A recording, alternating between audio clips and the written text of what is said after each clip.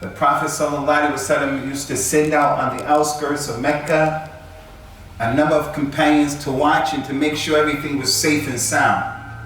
And that's a lesson of tying your camel, what's known as ittihad bil asbab, not throwing caution to the wind, not driving your car and you're reckless, haphazard. In Islam, we tie our camels and we make decisions based upon what is going to bring benefit to us. So our iman in Allah and in al-qadr doesn't mean that you just throw caution to the wind and you just do anything. No, we won't do that in our dunya. We definitely shouldn't do that in our deen. So what transpired was, the Nabi used to have those companions on the outskirts of Medina. If there was any threat, any danger, they would deal with it. In this case, they saw Thumama coming for Umrah, and they grabbed him and put him under arrest and brought him to the Prophet ﷺ. And they told the Prophet they caught a man. He said, tie him in the masjid. They tied him up in the masjid. When the Rasul came and he saw who they caught, he said to his companions, do you people know who you found here? You know him? They said, no. Allah and his messenger know best. He said, that's Thumama ibn Ufal, the leader of Bani Hanif, meaning you have caught a big fish. You caught an important person. Keep it in mind, when the Prophet moved to Medina, ﷺ, he used to have fights and skirmishes with Quraysh. He would win some, he would lose some. So to catch this powerful leader was a big moral victory for the Muslims. It was a big thing. And they heard what Thumama did to some of the companions. So they said, we're going to get this guy. We're going to exact revenge from him. And then he said, tie him up in the masjid. They tied him up after some time. Rasulullah came to him in the masjid after milking his own camel, and he came to Thumama. He said to Thumama, Ya Thumama, Mada indak? Thumama, what's your situation? What do you have to say for yourself? You're tied up now. You killed my companions before. You had a lot of authority. Look at your situation now. You're at my mercy. What you got to say for yourself? Thumama said, Ya Muhammad, Ya Muhammad, if you kill me in retribution, I deserve it. I kill people, your people. If you set me free, I'll be appreciative. And if you want to ransom me, my people will give you all the money you want. Name the price, you'll receive it. Without saying anything else. Prophet left him and told the people, feed Thumama. They gave him some milk. He drank the milk, took another one, took a third one, until he drank 7 bowls of milk. And they left him there until the next day.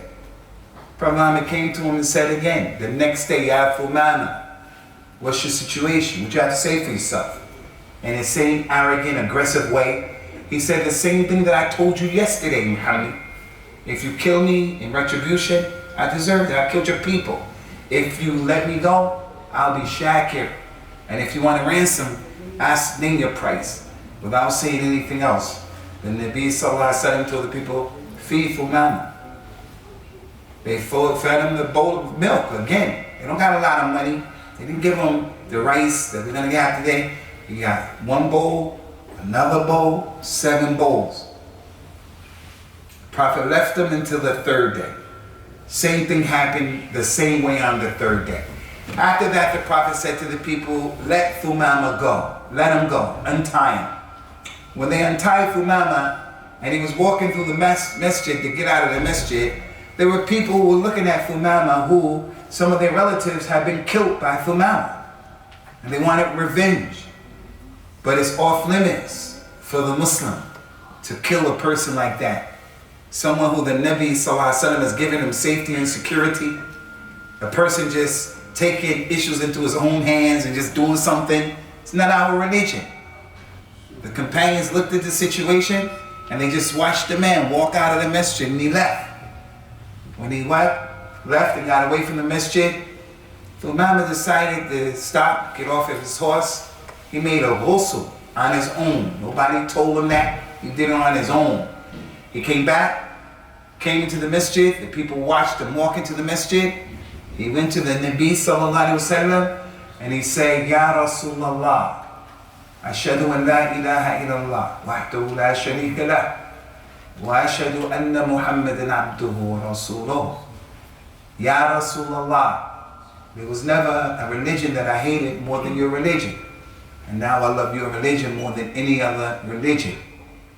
Ya Rasulullah, there was never a city that I hated more than your city, Medina. Now I love this city more than any city.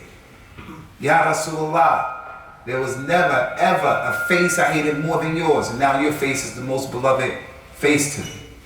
The Prophet said to Usamah, sit down. He said, Ya Rasulullah, as you know, I killed some people. So what are you going to do with me? I killed some people, Muslims, a life for life, and I killed multiple people. What are you going to do? And then he told them what I told you guys last week for the people who were here. He said to him, Sallallahu Alaihi Wasallam, Al-Islam yujubbu ma kana qablahu.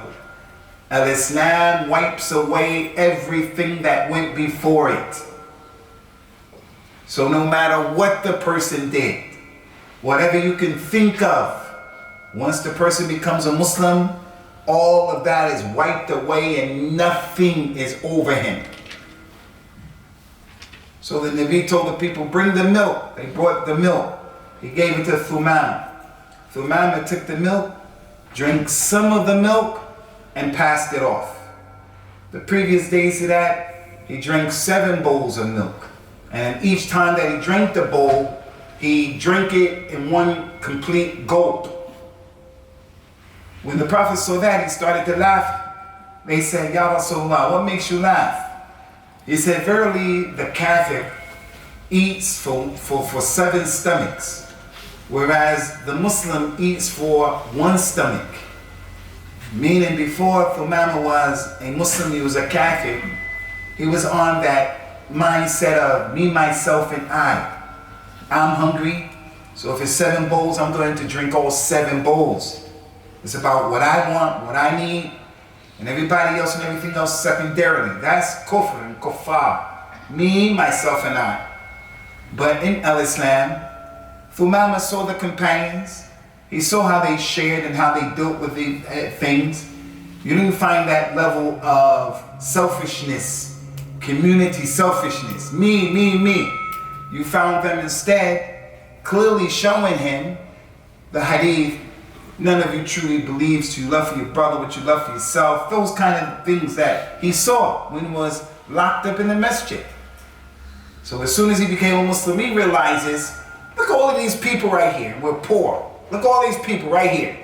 How am I going to allow myself to drink 7 bowls of milk and I know that there are other hungry people? It's not going to happen.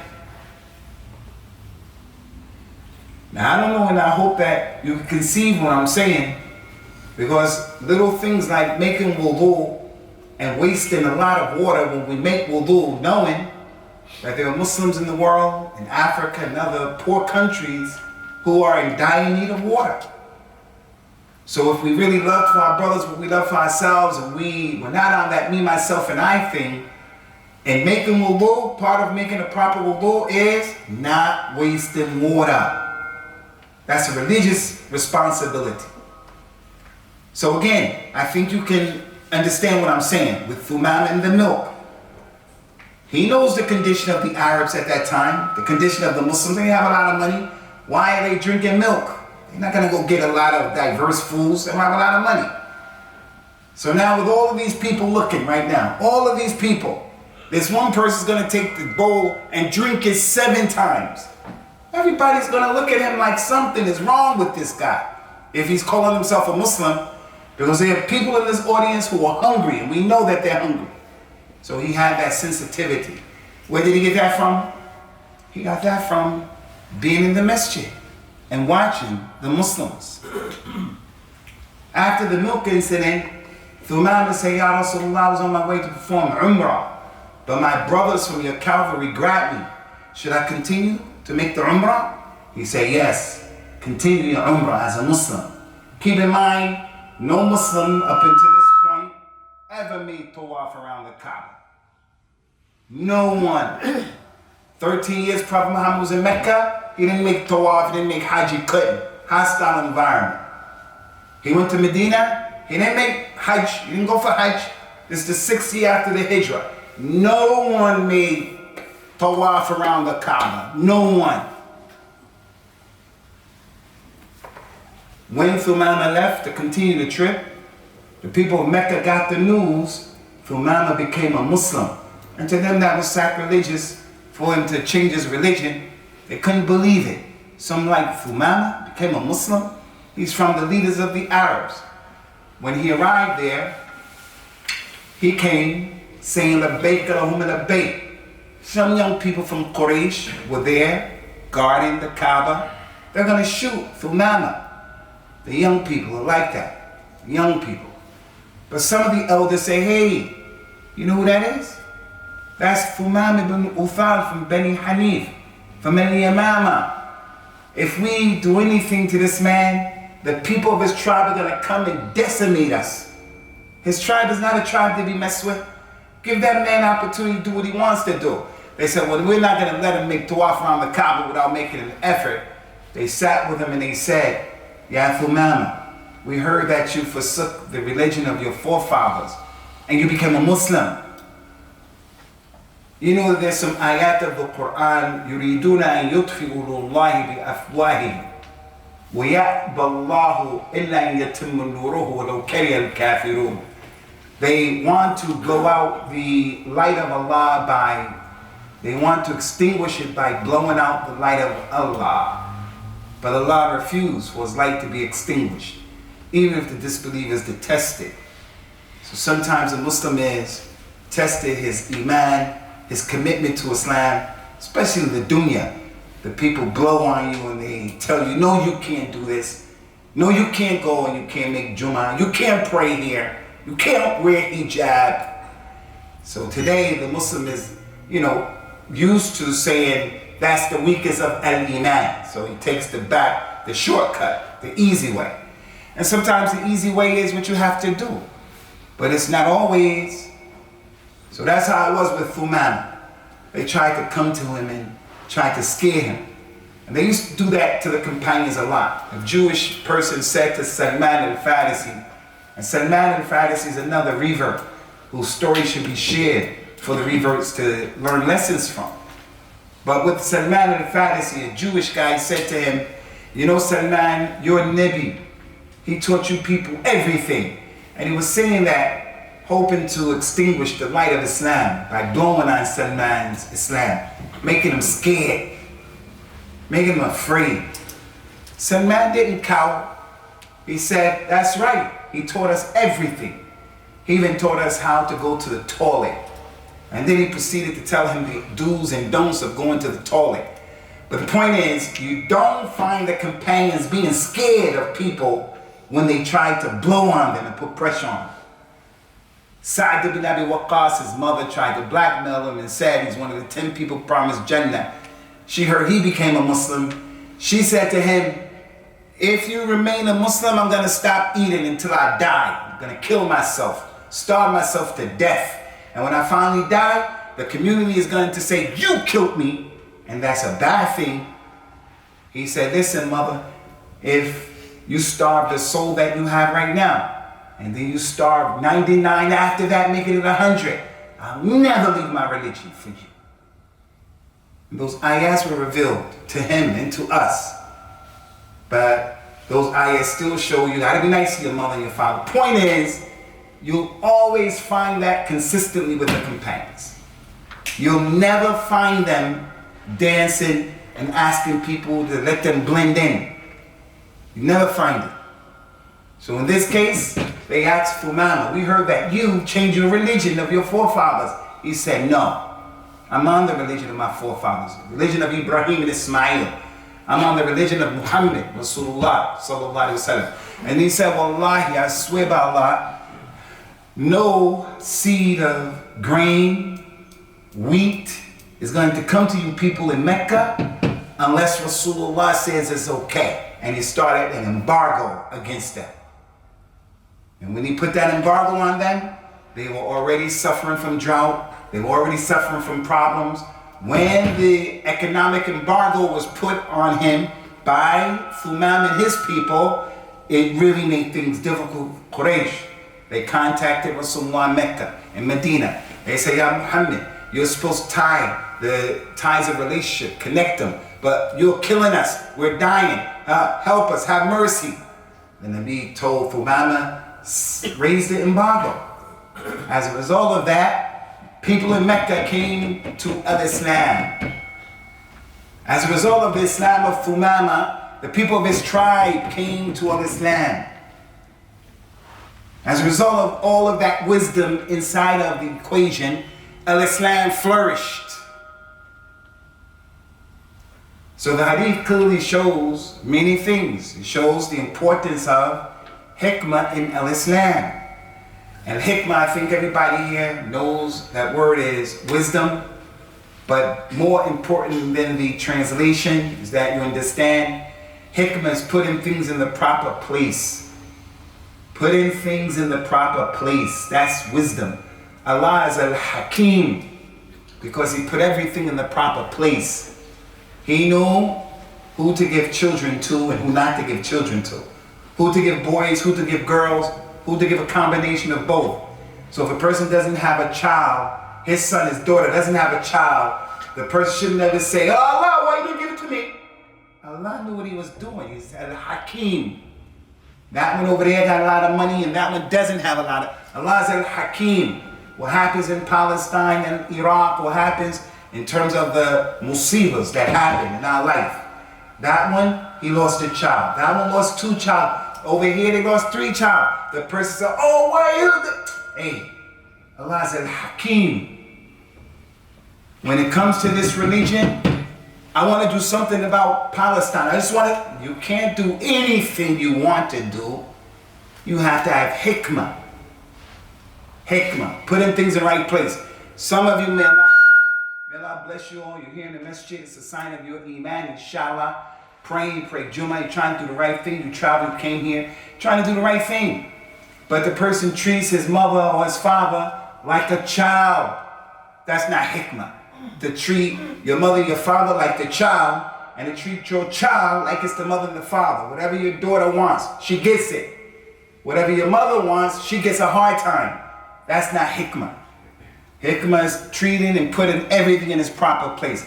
Non-Muslim, hikmah is treating him as a non-Muslim. Not being rough and tough with the Muslims and gentle and give it. No.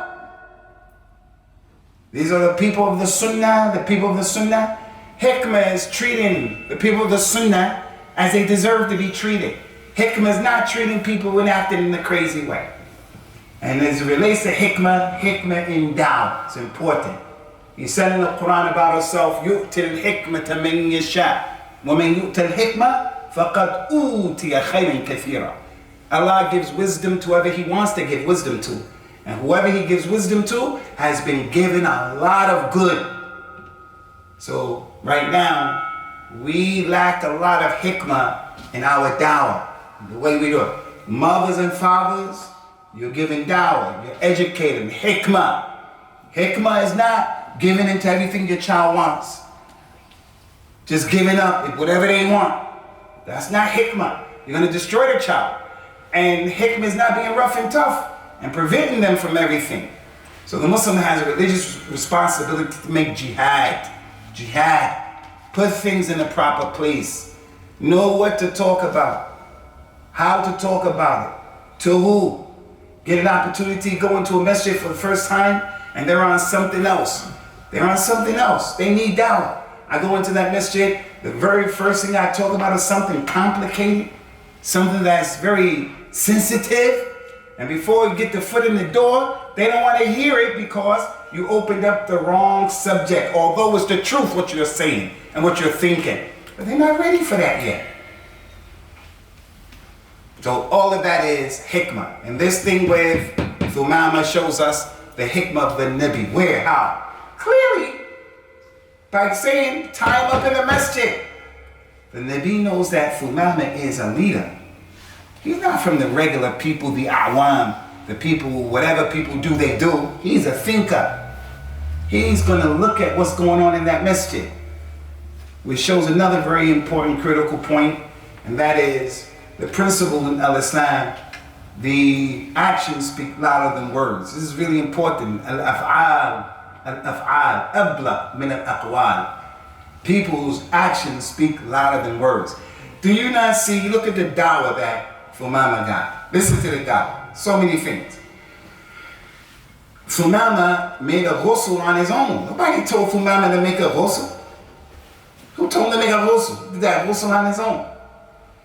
Thumama, may Allah be pleased with him, at the beginning he kept saying, like I told you yesterday, Muhammad. Like I told you yesterday, Muhammad. Like I told you yesterday, Muhammad. As soon as he became a Muslim, he started calling them Rasulullah. Who taught him that? Where did that come from? There's an ayah of the Quran that told the companions, وَلَا تَجْعَلُوا دُعَاءَ الرَّسُولِ بَيْنَكُمْ كَدُعَاءِ بَعْضِكُمْ بَعْضًا. Don't call the messenger the way you call each other. Ya Muhammad, yep. Don't do that. You have to call him Ya Rasulullah, Ya Nabi Allah, Ya Khalil Allah. You can't call him like a regular person. Just like you can't call your father. Gonna call your father, hey, Sheikh Muqbil, Sheikh Iqbal. You're not gonna say that. Don't call him by his name like that. So the companions used to say, Ya Nabi Allah, Ya Rasulullah. Thumama sees that.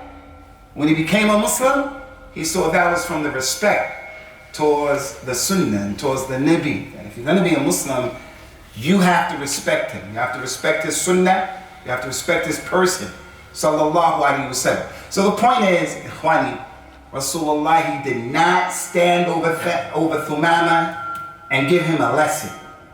He didn't tell him the Arkan of Islam are 5. The Arkan of Al-Iman are 6. There's Tawheed of 3 Aqsam. He didn't tell him that. He didn't say anything other than, Ya Thumama, Mada Indak, what's your situation? That's all he said.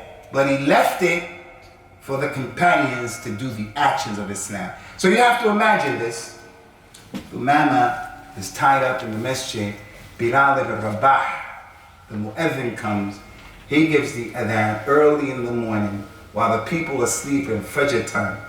The people get up and they start coming to the masjid, and before the prayer, the Nabi used to send Bilal down one line and Umar down the other line to push and pull people to get them in the line, get the line straight. He just wouldn't say Allahu Akbar, they start praying. He wanted those lines straight. And Bilal had the authority to push and pull people because the Prophet made this his job. When Thumama saw things like that, Bilal is saying the adhan early in the morning, a loud voice. Bilal is pushing and pulling people in the line from the leaders of Quraysh, from the leaders of the Ansar, from the Arabs. Thumama can clearly see this is different. This religion of Muhammad and this brotherhood is different.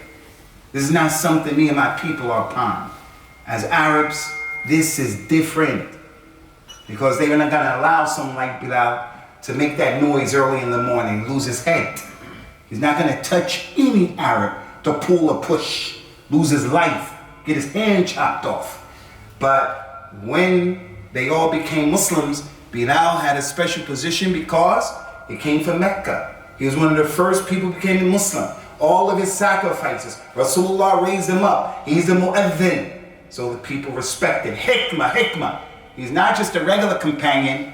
He's the mu'adhin of the Muslims. So he's going to have a special position. Don't look at Bilal like you look at the companion who urinated in the masjid. Both of them are in Jannah. And Allah is pleased with both of them. But putting them in the same position ain't right. Putting Abu Bakr with Bilal, that's not right. So the hadith, Ikhwani, it goes to show this incident, the importance of actions. Actions speak louder than words. So now as Muslims, these non-Muslims, we're not giving them a really good picture about what Al-Islam is. Because you have these people over here, Islam to them is cursing the companions. So the non-Muslim sees that. And on the 10th day of Muharram, they put blood all over the place and they beat themselves up. So the non-Muslims see that and they say, oh, that's Islam. And then they see another group of people, and the other group of people are doing the dhikr and they doing all of what they do. And then they see the Nation of Islam from America, Louis Farrakhan. Then they think that that's Islam. And then this group, so the non-Muslims look at us, and unlike Thumama, they don't get a good picture of Islam. They don't get a good picture. And that's why it's important as Muslims that we refer our understanding of Islam back to the understanding that Thumama had. So that when people see, they'll get one picture of Islam. Although there may be ikhtilaf, how to do different things, but he doesn't get a different understanding of Islam about these issues that we have. Like the women who are connected to you and the women who are connected to me. If a man if he met a woman, the man may be, she wants to shake his hand. Non-Muslim wants to shake his hand. One man will shake her hand. The other man won't shake her hand. The other man will give him his arm to shake the hand right there. So the non-Muslim has that experience with 3 different men. And each one is doing, she says, which one is the religion? That's the point. Which one is the religion? So there are a lot of things that the Nabi didn't allow us to do out of fear. New Muslims and non-Muslims would look at us, see you doing that thing, and think this is the thing that should be done. And there are a number of things like that. So this hadith of Rasulullah sallallahu alaihi wasallam is a tremendous hadith in terms of giving da'wah to Allah and knowing the importance of the masjid and the rights of the masjid. The little people, you never know who's here. You never know who's here. The person comes to the masjid and he's looking at me, he's looking at you, and he's learning, she's learning. And they could go away from this masjid loving Islam more, or go away from this masjid hating Islam and not wanting to be in Islam because of the bad picture, the negative picture, the negative picture. From the benefits of the hadith as well, and this is really important, is you see how Thumama had ghulu in the beginning. He was going overboard in his hatred. Hatred for Islam, hatred for Medina, hatred for the Nabi sallallahu alaihi wasallam was unhealthy. He received a letter and he wants to kill him. He has some nerve sending me a letter. And then it caused him to kill some of the companions. That's extreme. But then Allah changed his heart. He became a Muslim. And this is important. There's a hadith that tells us it's important, guys. He said, love the person you love moderately. The day may come where he becomes your enemy. And hate the person you hate moderately. The day may come where they become your Habib. So the Nabi of Islam, Muhammad sallallahu alaihi wasallam, Thumama hated him. The hadith said, hate your enemy moderately. He may become a Muslim. He may become a person who's now a family member through marriage. You never know. So some of us, we harbor a hatred that's not healthy, it's toxic. Really hate people to a degree where you can't see the truth, you can't be fair. And also, love the person you love moderately. There's a sheikh, or a sheikh, some people should know better that the only person who is infallible is Rasulullah sallallahu alaihi wasallam. The people would jump up and down and would say, Abu Bakr, Umar, Uthman, and Ali, they make mistakes. They will say that and jump up and down and say, Al-Imam Abu Hanifa, Al-Imam Malik, Al-Imam Shafi, Al-Imam Ahmed, they're not infallible. They jump up and down, they will say that.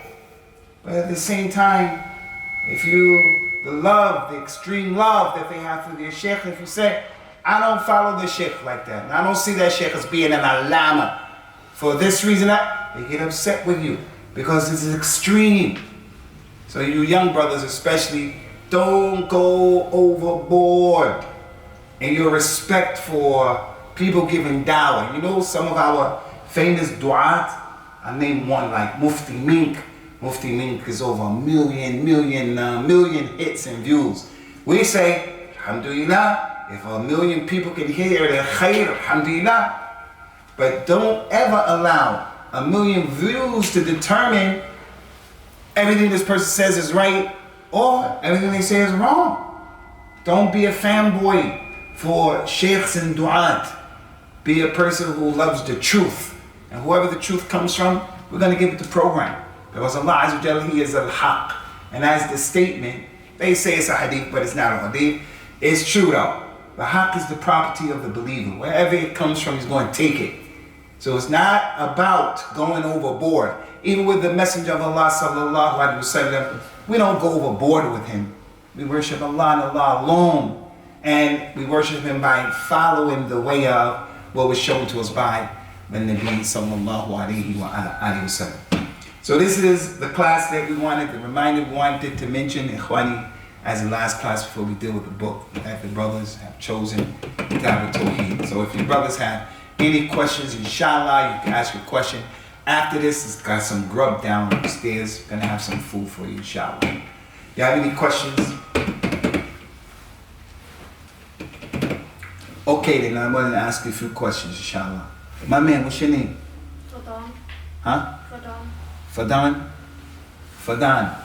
Who was the companion that we talked about today?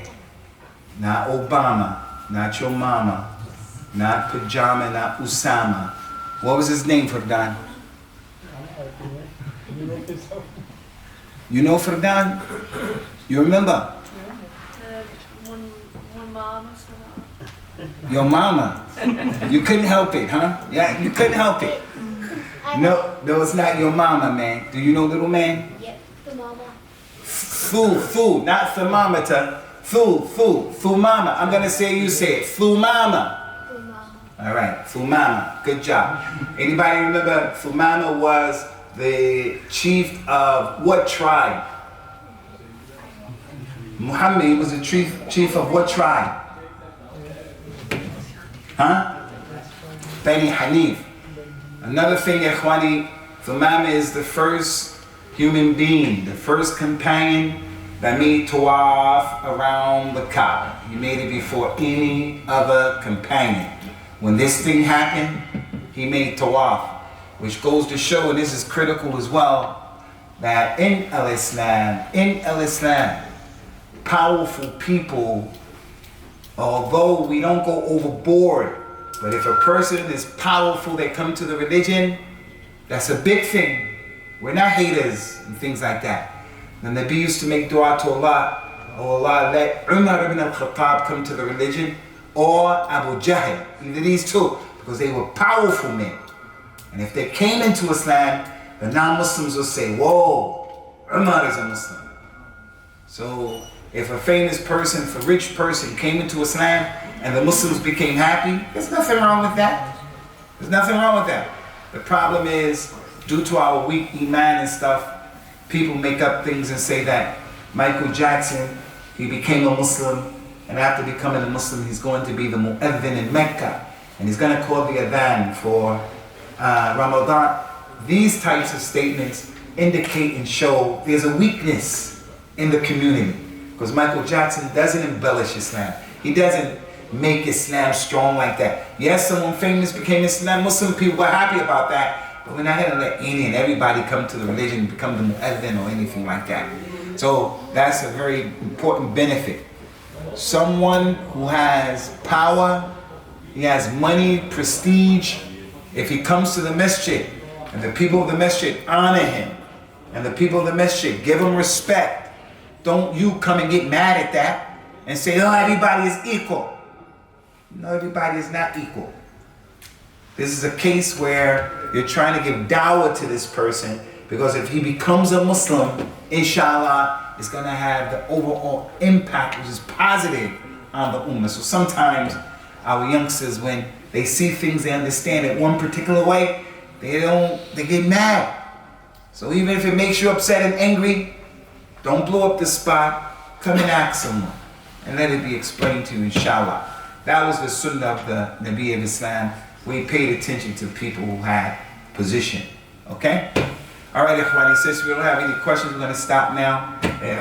Show me that the food is going to start coming up. هذا وصلى الله وسلم وبارك على نبينا وعلى آله وصحبه أجمعين. السلام عليكم.